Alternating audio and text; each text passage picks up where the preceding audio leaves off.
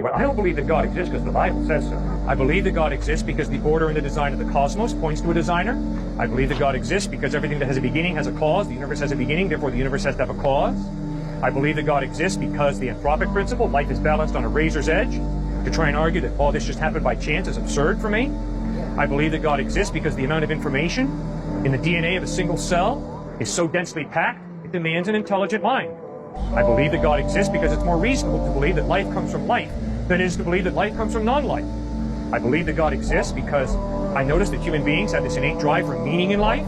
The only way there can be real meaning in life is if God created us for a purpose. And this innate drive that I notice that we human beings have for meaning is best explained by the fact that we were created for a purpose. I believe that God exists because the evidence of a conscience that ties me into moral absolutes demands a moral lawgiver. I believe that God exists because I experience love.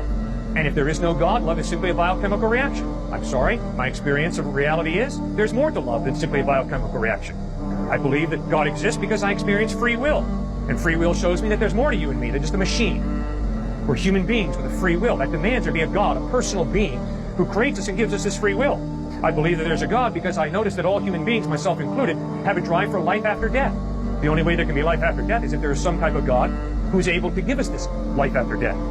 So those are 10 pieces of evidence that point to God's existence. That's why I believe God exists, for those 10 reasons.